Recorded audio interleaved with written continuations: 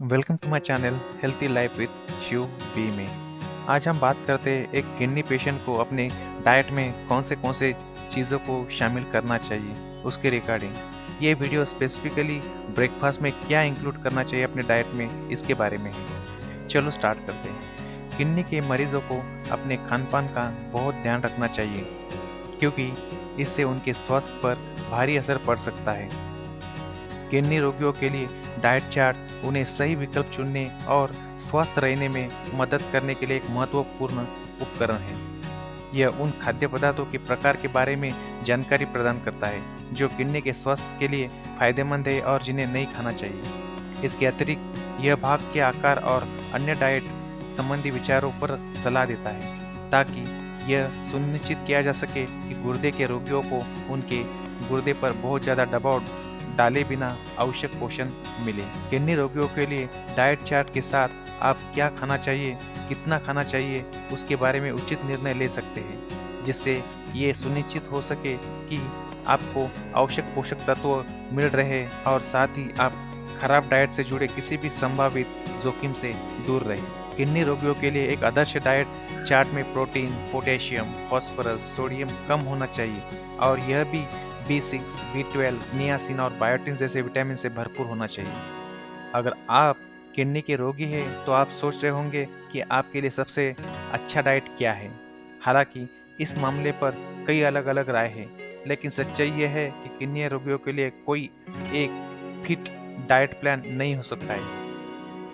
Each हर आदमी की एक अलग डाइट हो सकती है। चलो बात करते हैं अब ब्रेकफास्ट में वेरी बेस्ट ऑप्शन कौन सा है। तो पहले नंबर पे पोहा।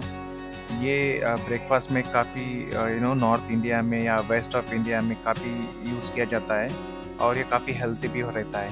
इसमें हमें अगर एक कप ऑफ पोहा में हमें अराउंड 158 कैलोरीज मिलता है एंड उसके साथ में अच्छी खासी मात्रा में हमें कार्बोहाइड्रेट्स मिलता है, प्रोटीन भी मिलता है, उसमें फाइबर भी है, राइट। विटामिन B6 मिलता है अच्छी खासी मात्रा में, मैग्नीशियम मिलता है, आयरन भी काफ़ी अच्छी मात्रा में मिलता है। उसी के साथ में पोटेशियम भी थोड़ा बहुत पोटेशियम मिलता है। तो एक ये बेहतरीन ऑप्शन है जो अगर आप किडनी पेशेंट हो और अगर आप ब्रेकफास्ट में कुछ ट्राई करना चाहते हो तो पोहा आप डेली खाने में आपके यूज़ कर सकते हो। ये बेस्ट ऑप्शन है इसमें, मगर मेक श्योर करो कि इसमें बहुत ज़्यादा पीनट्स ना डालें, मूंगफली ना डालें उसमें। तो एक ये आपके लिए बहुत हेल्दी ब्रेकफास्ट साबित हो सकता है। चलो चलते हैं दूसरे ऑप्शन में हमारे पास क्या है। तो दूसरा ऑप्शन हमारे पास में रवा इडली। बेसिकली जो नॉर्मल इडली बनती है वो आपको पता ही है, उसमें राइस और उड़द दाल यूज किया जाता है, मगर आप उसकी बजाय आप रवा का अगर इडली बनाते हैं तो ये आपके लिए काफ़ी हेल्दी और फ़ायदेमंद साबित हो सकती है। इसमें भी हमें अच्छी खासी मात्रा में कैलोरीज मिलती है, प्रोटीन भी अच्छी खासी मात्रा में मिलता है, डाइटरी फाइबर मिलता है अच्छी खासी मात्रा में। अगर एक इडली की अगर हम बात करते हैं उसमें क्या क्या विटामिन मिलते हैं, तो अगर आप नॉर्मल मिड साइज की अगर इडली ले ले तो उसमें हमें विटामिन ए मिलता है 9.7% तक, विटामिन B6 मिलता है 5.2 तक, विटामिन सी मिलता है अराउंड 146% तक, राइट। सो विटामिन ई मिलता है और कैल्शियम भी अच्छी खासी मात्रा में मिलता है। तो ये एक बहुत हेल्थी ऑप्शन है, मगर मेक श्योर करो कि आप इसमें कोकोनट चटनी नहीं खाए। नॉर्मल चटनी खाओ या ऐसे भी खा सकते हो आप उसमें, अगर थोड़ा बहुत तीखा बना के खाना है तो। अब तीसरा ऑप्शन हमारे पास में उपमा है। ये भी उपमा हम रवा से ही बनता है, आपको पता है।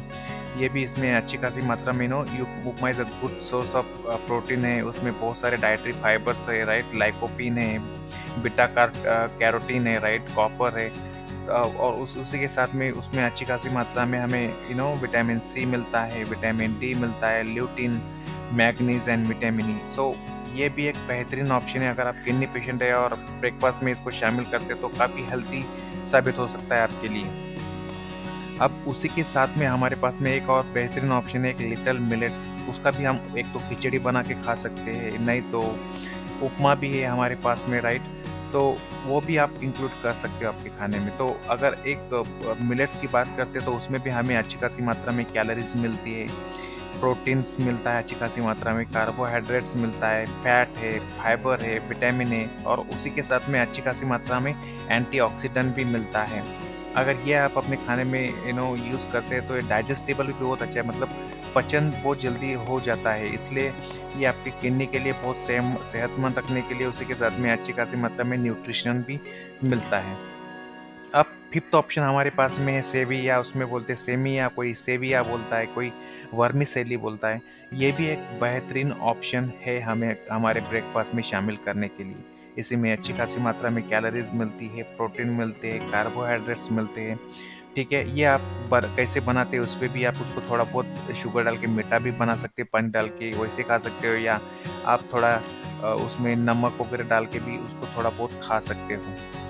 अब लास्ट ऑप्शन हमारे पास में बेस्ट ऑप्शन और लास्ट ऑप्शन है हमारे पास में पास्ता। पास्ता भी आप खा सकते हो, खाने में कभी-कभार डाल सकते हो, क्योंकि आप वीक में एक बार अल्टरनेट डे पे आप आ रहा है तो आप उसको खाने में शामिल कर सकते हो। उसमें अच्छी खासी मात्रा में कैलोरीज मिलती है, कार्बोहाइड्रेट्स अच्छी खासी मात्रा में मिलते हैं, प्रोटीन मिलता है, आयरन मिलती है, मैग्नीशियम मिलता है। तो ये ओवरऑल एक बेस्ट ऑप्शन है आपको ब्रेकफास्ट में शामिल करने के लिए।